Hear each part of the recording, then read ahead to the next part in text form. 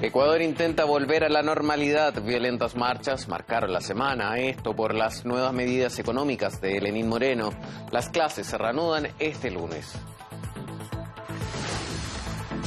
Otro país que vivió una crisis esta semana fue Perú. El presidente del gobierno disolvió el Congreso y convocó elecciones para enero. También renovó su gabinete. Asumieron 11 nuevos ministros. Contó con el respaldo popular y de las Fuerzas Armadas. Lula da Silva concede una entrevista exclusiva para RT. El exmandatario brasileño habla sobre su condena política interna y externa y también conversó sobre la crisis social que atraviesa el continente. Argentina aumenta la pobreza. El lunes se publicaron nuevos datos. Más del 35% de la población, esto es, más de 10 millones de personas, no alcanzan a cubrir la totalidad de la canasta básica.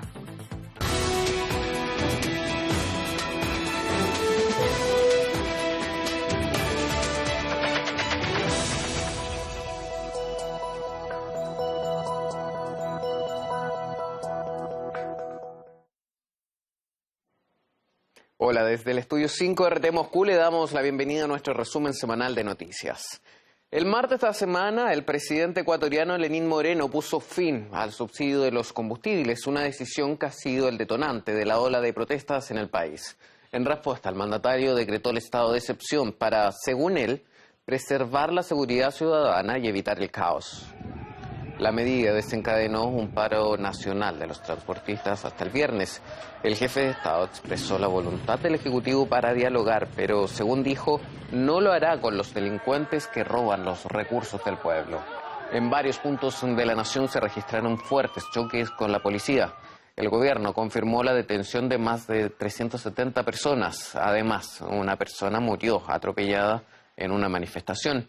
El movimiento indígena y los sindicatos continúan indignados. Convocaron una huelga general para el próximo 9 de octubre. Según el anuncio, el paro será de forma indefinida hasta que el mandatario desista de las medidas económicas impuestas. El denominado paquetazo del Ejecutivo es parte del acuerdo con el Fondo Monetario Internacional, que prometió otorgar créditos por un valor de más de 4.000 millones de dólares. Repasamos la cronología de los hechos.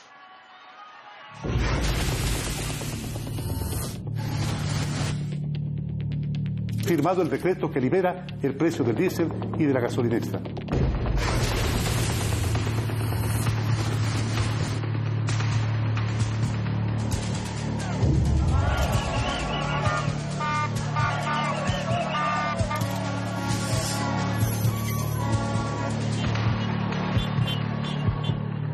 Con el fin de precautelar la seguridad ciudadana y evitar el caos, he dispuesto el estado de excepción a nivel nacional.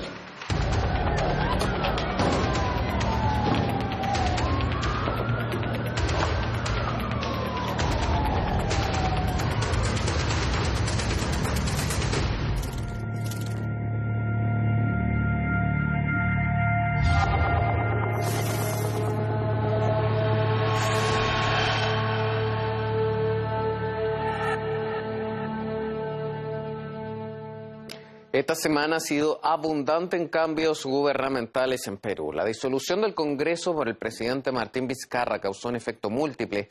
Los congresistas se negaron a abandonar sus puestos de trabajo y el mandatario tomó juramento su nuevo gabinete ministerial. En medio de esta caótica incertidumbre, la población y las Fuerzas Armadas se respaldaron a Vizcarra. Nicolás Sánchez Onoa nos resume los acontecimientos. Perú vivió una semana compleja y tensa que empezó con la decisión del presidente Martín Vizcarra de disolver el Congreso amparándose en el artículo 134 de la Constitución. Ante la denegación fáctica de la confianza y en respeto irrestricto de la Constitución política del Perú, he decidido disolver constitucionalmente el Congreso y llamar a elecciones de congresistas de la República. Pero casi inmediatamente los congresistas opositores, que antes de la disolución buscaban hacerse con una mayor cuota de jueces afines en el Tribunal Constitucional, reaccionaron. No acataron el cierre y lo tildaron de golpe de Estado. Además, contraatacaron inhabilitando al presidente y nombrando a la vicepresidente Mercedes Araoz como la presidenta interina. Sin embargo, el martes, Araoz presentó su dimisión y la situación se normalizaba en favor de Vizcarra, quien además contó desde un primer momento con el apoyo total de las Fuerzas Armadas y la policía. Para muchos congresistas, la disolución era necesaria para desbloquear una situación política marcada por la corrupción.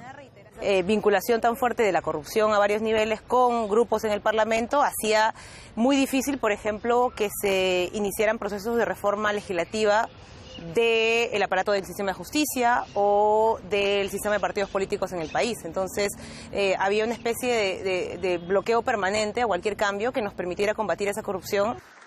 El jueves, Martín Vizcarra juramentó un nuevo gabinete de ministros que le sirve para solidificar su gobierno. Pero este complejo panorama político y legal tuvo también una respuesta ciudadana rotunda y sobre todo pacífica. Durante toda la semana Perú ha vivido un momento político convulso y su sociedad ha querido salir a la calle de manera pacífica para mandarle un claro mensaje a la clase dirigente. Perú, te quiero, por eso te defiendo. Hartos de la corrupción, la gran mayoría de ciudadanos se manifestaron a favor de la disolución del Congreso. Nosotros justamente hemos venido a agradecerle al presidente Vizcarra porque en realidad lo que ha hecho es un acto muy maravilloso para el pueblo peruano, encerrar el Congreso, porque el Congreso estaba capturado. Para respaldar al presidente Vizcarra, que está luchando contra la corrupción, una corrupción que ha querido enquistarse en el Poder Judicial, ahora se quiere enquistar en el Tribunal Constitucional y ellos nos han venido robando durante años. Otros van más allá y creen que es el momento para cambiar el panorama político en su totalidad. Pensamos que también debe abrirse un espacio para renovar las elecciones generales, es decir, también elecciones presidenciales, si es posible, ¿no? Porque queremos que haya un proceso realmente de transformación, porque ya no da más esta situación de crisis política. Ahora el país espera que las próximas elecciones legislativas del 26 de enero abran un nuevo capítulo de justicia y transparencia en la política nacional. Nicolás Sánchez O'Donovan, RT, Perú. A principios de la semana, el Senado de Brasil aprobó en primera ronda el polémico proyecto de la reforma de pensiones impulsada por Bolsonaro. Tras horas de debate, 56 legisladores respaldaron el texto base, mientras que otros 19 votaron en contra. La iniciativa, que supone el endurecimiento de la política de jubilaciones, ha provocado un fuerte rechazo en la sociedad. El proyecto de ley establece, entre otras cosas, la edad mínima de jubilación en 62 años para las mujeres y 65 para los hombres. El gobierno estima que los cambios en el sistema de pensiones garantizarán un ahorro de más de 200.000 millones de dólares. Sin embargo, la reforma ha sido criticada por diferentes organizaciones sociales y partidos opositores. Denuncian que la medida constituye el recorte de los derechos de los trabajadores. El envejecimiento de la población es un problema común en América Latina que plantea grandes desafíos para los gobiernos. Mauricio Ampuero analizó este tema. Latinoamérica está envejeciendo, un cambio demográfico que plantea grandes desafíos. El más polémico, las jubilaciones. En los últimos 50 años, la estructura demográfica ha cambiado y en las próximas décadas será aún más preocupante. Menos población activa, más jubilados. En Latinoamérica existen, en general, dos sistemas, público o privado. En el público, el Estado financia con impuestos las pensiones. En el privado son los aportes individuales. Mientras en Chile cada trabajador financia su jubilación, en Brasil es el Estado. El problema es que el tradicional sistema de reparto funciona con esta estructura demográfica, no con la actual. Y otro factor, que los políticos no sean políticos. Es habitual que los gobiernos gasten sus ahorros arrastrando el problema a las futuras administraciones. El déficit fiscal de Brasil podría salirse de control si no reforma su sistema, aunque quizás ya es tarde. Pero Bolsonaro propone aumentar la edad de jubilación a los 62 y 65 años. Eso lo situaría en la media latinoamericana. Pero el proyecto disgustó. ¿Por qué? La actual ley brasileña no exige edad mínima, sino tiempo de vida laboral, entre 30 y 35 años de contribuciones. El proyecto fija ahora una edad, pero baja la contribución mínima. A simple vista, bien, pero quien trabaje 20 años accede solo al 60% de su jubilación. Para acceder al 100%, la reforma exige 40 años de vida laboral. El envejecimiento, dicen expertos, implica una reestructuración social, económica, no solo una reforma legal. Menor demanda por escolaridad, mayor por salud, políticas públicas íntegras para la tercera edad. Pero, de momento, la única gran incógnita es cómo financiar las jubilaciones. Luis Ignacio Lula da Silva habló en exclusiva con RT. Dentro de los temas tratados, el exmandatario señaló que Brasil puede ser el país que detenga las locuras de Donald Trump. Del mismo modo, analizó los intentos de intromisión en los asuntos de Venezuela, la crisis política peruana y el papel de Vladimir Putin en la geopolítica mundial. Veamos un fragmento.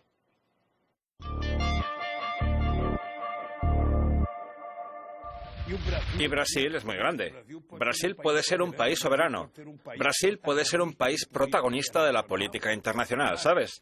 Y una cosa de la que estoy orgulloso es el papel que juega Putin en la historia mundial actual, lo que significa que el mundo no puede ser tomado como rehén por la política estadounidense, por la locura de Trump, por la locura de un presidente estadounidense que cree que puede invadir cualquier país, matar a cualquier presidente. Alguien necesita detenerlo, y Brasil puede detenerlo. Una cosa es que no estés obligado a defender las políticas que puso en práctica el presidente Maduro. Eso es una cosa. La otra cosa es que uno no está obligado a aceptar la injerencia externa dentro de un país soberano. Entonces, por mi parte, no estoy de acuerdo con la intromisión estadounidense, la intromisión brasileña, la intromisión colombiana, cualquiera que sea la intromisión, tratando de gobernar un país soberano, inventando un candidato, ¿sabes?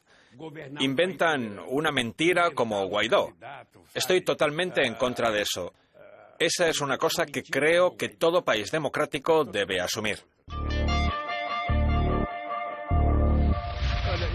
Creo que Perú está viviendo lo mismo que viven otros países de América del Sur. Son nuevos tipos de golpes de Estado que aparecen cada día. Es decir, no es la primera vez que el presidente de la República trata de cerrar el Congreso Nacional. Ahora vemos en Londres que el primer ministro, debido al fracaso de su intento de negociar con la Unión Europea, encuentra como respuesta el cierre del Congreso inglés. Perú intenta encontrar una solución cerrando el Congreso peruano. Aquí en Brasil ya se ha cerrado el Congreso, igual en otros países. Solo hay una forma de resolver esto, se llama democracia.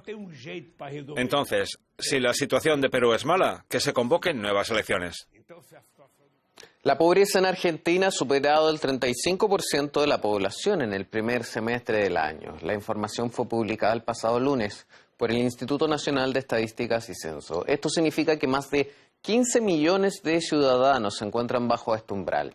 El indicador social empeoró desde que asumió la presidencia Mauricio Macri, que insistía en que su gobierno fuese evaluado en base a este parámetro. Quiero también decirles que este punto de partida que tenemos hoy es sobre el cual quiero y acepto ser evaluado como presidente y ser evaluados como gobierno.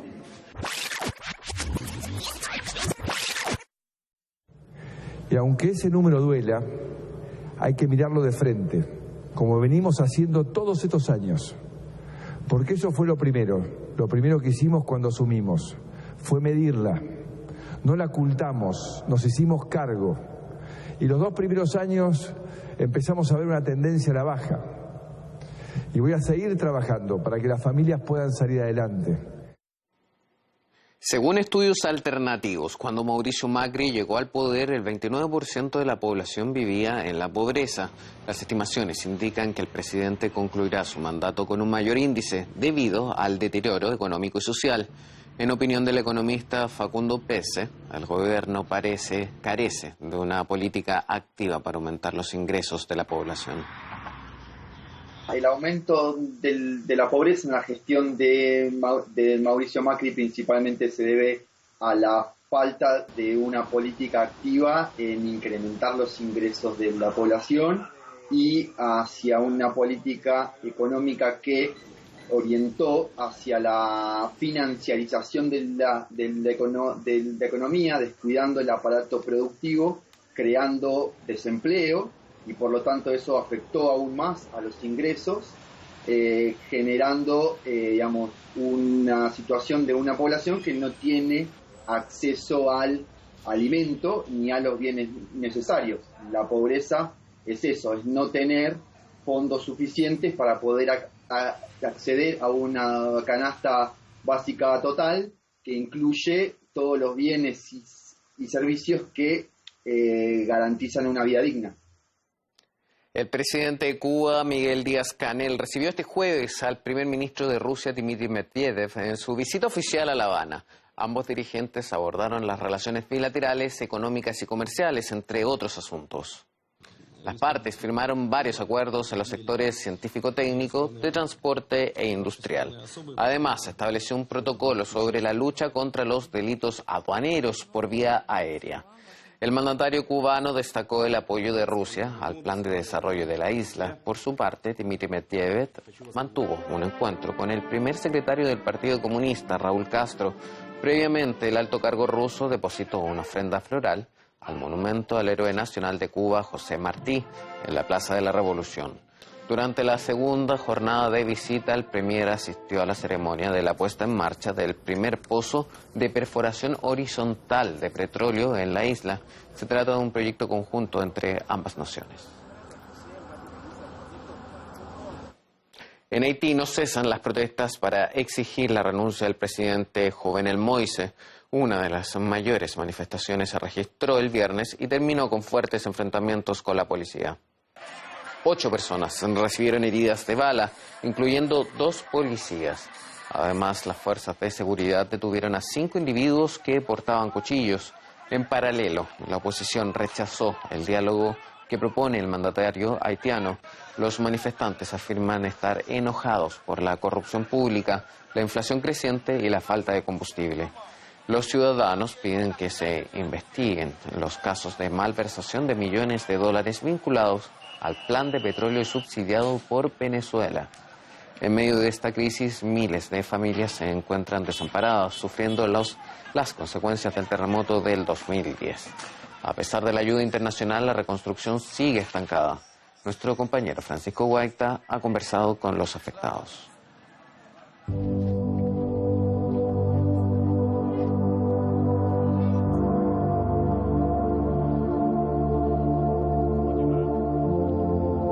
Son el rostro de la ineficiencia del gobierno haitiano. La cruda imagen del fracaso de numerosas organizaciones internacionales y ONGs extranjeras. Estos niños nacieron con la destrucción del terremoto a sus espaldas. Sus familias llegaron a este lugar como víctimas del seísmo de 2010. Se instalaron aquí con la promesa de vivir en un nuevo reasentamiento oficial. Un lugar digno. Sin embargo, casi 10 años después, simplemente sobreviven. Casi todo ha quedado a medias. Lo único evidente es la falta de servicios. De eso se queja Diejust, de las palabras incumplidas. Aquí el ejecutivo haitiano abrió la puerta a un proyecto habitacional.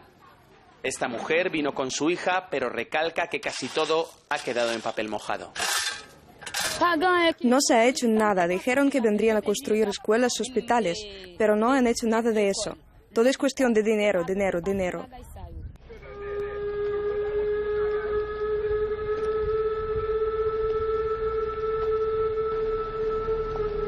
El ejecutivo haitiano se lava las manos de la gestión. Asegura que no ha controlado la asistencia financiera que recibía el país. Casi toda la ayuda de emergencia se canalizó a través de las organizaciones internacionales. La mayoría de las miles de familias que viven en esta zona llegaron hasta aquí porque el gobierno declaró estas tierras de dominio público y las organizaciones internacionales y ONGs extranjeras empezaron a construir viviendas transitorias. Tras el seísmo, Haití se convirtió en uno de los países con más organizaciones no gubernamentales por habitante de todo el mundo.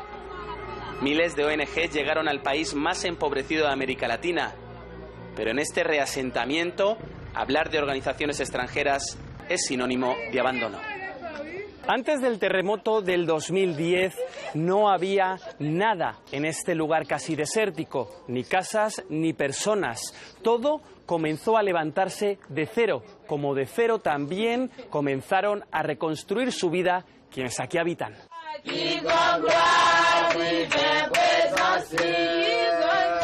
Santil se agarra a la fe para ver el futuro con esperanza. Está decepcionado con las ONGs internacionales. Reconoce que estas organizaciones en un primer momento construyeron casas transitorias en este reasentamiento, pero la mayoría de ellas se han convertido en las permanentes. Las ONG son responsables de esto. Nuestra vida es dolorosa. Estamos solos, no tenemos ayuda, solo tenemos casas pero nada más. Construyeron el cuarto de baño y eso es todo. Para hacerlo necesitamos conseguir nuestras propias cosas, pero no hay nada, nada.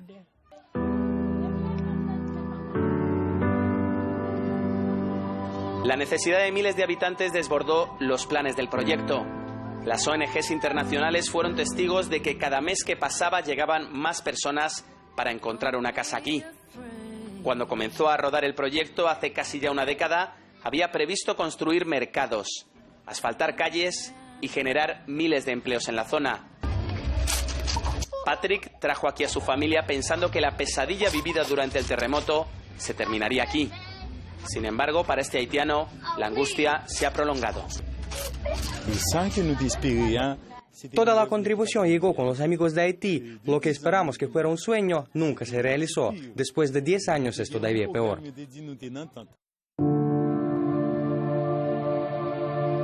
Cientos de millones de dólares se han gastado en viviendas transitorias en Haití en la última década. Visto desde fuera, la imagen institucional de apoyo de las organizaciones internacionales y de miles de ONGs se ve con muy buenos ojos. Pero esa opinión es diametralmente opuesta cuando aterrizas en los reasentamientos oficiales. Francisco Guaita, RT, Haití. En Estados Unidos aparecen cada vez más variables en la investigación contra Donald Trump. Se reporta que el abogado del primer informante ya representa también un segundo. El presidente vía Twitter aseguró que cualquier dato que tenga el nuevo denunciante es de segunda mano. No obstante, la defensa de la nueva fuente dijo a los medios que trabaja en la comunidad de inteligencia. Además, indica que dispone de información de primera mano para denunciar a Trump sobre la supuesta presión hacia Ucrania para investigar al hijo de Joe Biden. Por su parte, el presidente Vladimir Zelensky ha asegurado que no ha habido ninguna coacción por parte del mandatario norteamericano. Mientras tanto, los demócratas esta semana presentaron una citación al jefe interino de gabinete de la Casa Blanca. De esta manera, buscan obtener documentos con los datos sobre este caso que podría llevar a Trump a un juicio político. Sin embargo, el secretario de Estado rechazó de manera contundente la entrega de la información y calificó los intentos de la Cámara de Representantes de acoso a la administración. A su vez, el mandatario estadounidense tachó el caso de caza de brujas. Y el periodista internacional Alberto Ravilota considera que el proceso busca dar ventaja al partido opositor en las próximas elecciones. Esto es una alteración a la comunicación política entre estadistas, entre políticos, entre gobernantes. Es absurdo. Es decir, automáticamente la mayor parte de los líderes responsables no van a querer hablar con Trump y Trump no va a querer hablar con nadie, porque evidentemente lo que diga, si es grabado y publicado, pues de alguna manera puede volverse en su contra, aunque sea perfectamente legal hacer una conversación política, exponer diversas posiciones e intercambiar datos. Esto que están haciendo los demócratas de tratar de poner a la luz del día las conversaciones directas, telefónicas, entre dirigentes políticos internacionales, estadistas internacionales, se les va a volver contra ellos cuando lleguen al gobierno, porque entonces va a suceder lo mismo. No, esto es un absurdo. En realidad es un problema creado para tratar de ganar las elecciones, para tratar de disminuir la aprobación de Trump, pero les puede salir el tiro por la culata. Mientras tanto, los medios han revelado que varios empresarios relacionados con Rudy Giuliani, abogado de Donald Trump, se aprovecharon de sus relaciones con el letrado y el presidente norteamericano para beneficiarse en Ucrania. Se informa que un círculo de donantes del Partido Republicano estadounidense se valieron de sus vínculos para imponer un equipo administrativo en una compañía estatal de gas ucraniana. España será uno de los países que sentirán el mayor peso de los aranceles de Washington contra la Unión Europea anunciados el pasado 2 de octubre. Las nuevas tarifas comenzarán a aplicarse el 18 de este mes. El sector agrícola del país ibérico enfrentará gravámenes de hasta un 25% tras la resolución de la Organización Mundial de Comercio. Entre una larga lista de mercancías que se venden en Estados Unidos se encuentran el queso, el vino, las aceitunas y la carne congelada. Según la coordinadora de organizaciones de agricultores y ganaderos, las pérdidas futuras para España serán de alrededor de 1.000 millones de euros. El organismo lamentó que sean los agricultores los que paguen las consecuencias de la disputa comercial entre Washington y Bruselas. Según la opinión del economista Juan Carlos Bermejo, los propios estadounidenses se verán perjudicados por los aranceles.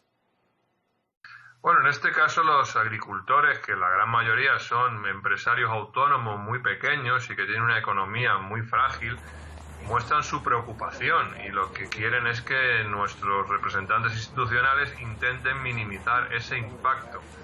Es lógico que estén preocupados, pero realmente si Estados Unidos, insisto, quiere poner esos aranceles tan brutales a productos de gran calidad, pues entonces lo que tendrán que hacer nuestros agricultores es buscar nuevos clientes, insistir en los clientes de calidad, es decir, aquellos clientes americanos, norteamericanos que son capaces y están dispuestos a pagar más dinero por un gran producto, ese es su objetivo, y luego buscar otras partes del mundo donde sea apreciado nuestro producto, porque lo que no pueden hacer los agricultores españoles es vender el aceite de oliva o el jamón de jabugo a unos precios menores, porque el señor Trump está poniendo esos aranceles. Entonces, lamentablemente, si los americanos quieren esos productos de gran calidad, únicos en el mundo, pues tendrán que pagar más dinero por culpa de su presidente.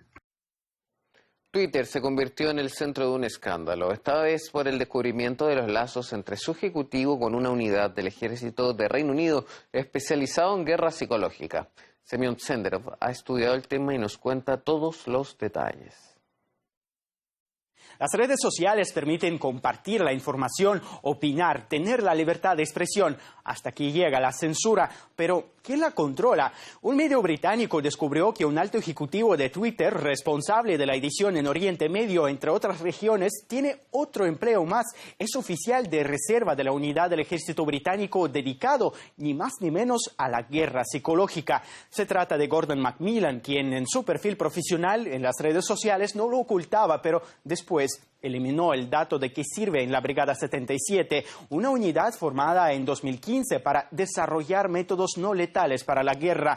Desde el ejército británico ya han explicado que se trata de guerra informática. Incluso los mismos soldados que han servido ahí, según recoge el medio británico, reconocen que participaron en operativos para cambiar la actitud de un público seleccionado. Sus herramientas son Facebook, Twitter, Instagram, entre otras.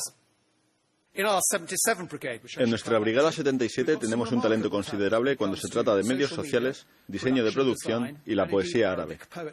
Los objetivos del Reino Unido en Oriente Medio no son un secreto. Sus tropas estuvieron en Irak, participaron en los ataques aéreos en Libia, en la campaña de bombardeos en Siria, y también Londres ha ayudado a Arabia Saudí en su lucha contra Yemen. Ahora se reconoce que actúa de manera activa en las redes sociales para, como ya han dicho, cambiar la percepción del conflicto. Coincidencia o no, últimamente Twitter ha suspendido cuentas de agencias de prensa iraníes y miles de perfiles en Oriente Medio. Al mismo tiempo, para la red social, la noticia sobre Macmillan no les parece relevante.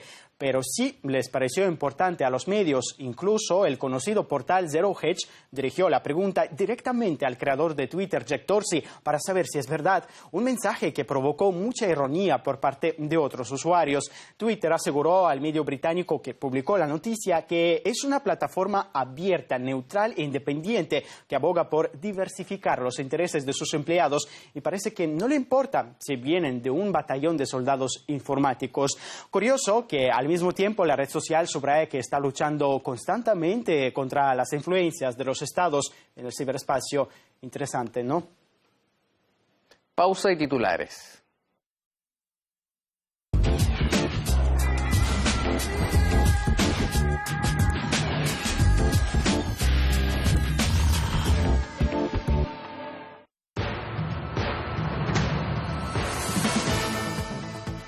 Ecuador, el presidente retira los subsidios al combustible y su valor se duplica. Fuertes protestas marcaron la semana. Transportistas dejan el paro y grupos indígenas amenazan con huelga. Perú da por superada su etapa de confrontación. Eso al menos según el presidente. El gobierno disuelve al legislativo, llama a elecciones para enero. El Congreso es cercado por policías y solo la comisión permanente sesiona. Lula da Silva en entrevista exclusiva para RT. Desde el lugar donde cumple condena critica la gestión de Bolsonaro y realiza un balance de la región. Siga junto a nosotros porque ahora viene Conversando con Correa. Gracias.